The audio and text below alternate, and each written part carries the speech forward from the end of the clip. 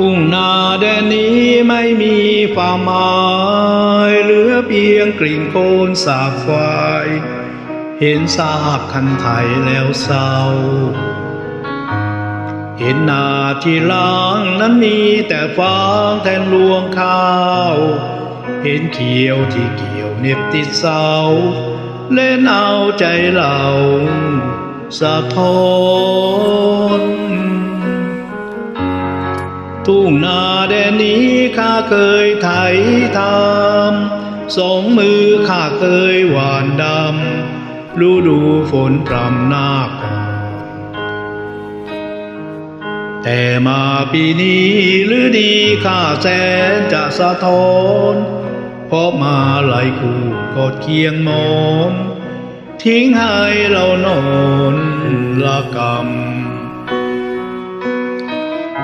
รอยไถเอ่ยข้าเคยไถทางเดี๋ยวนี้เจ้ามาคิดจากปากให้เป็นรอยไถช้ำเปลี่ยนรอยไถใหม่ทิ้งรอยไถเก่าละกำอกใครไกลบ้างช้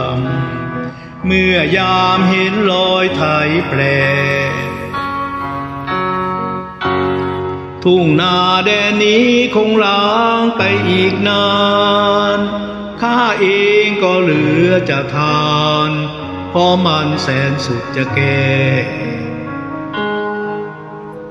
หมดกำลังใจแล้วเหลี่ยมเอ้ยข้าคงตายแน่จะไถไปอีกก็กลัวแผลเพราะรอยมันแปลเสียแล้วเหลี่ยมเอ้ย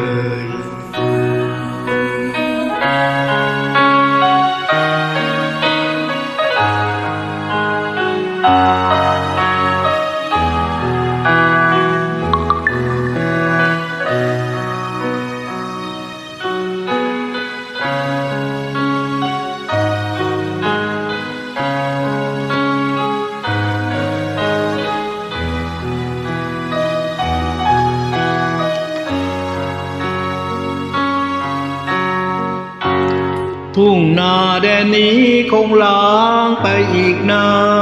นข้าเองก็เหลือจะทานเพราะมันแสนสุดจะแก่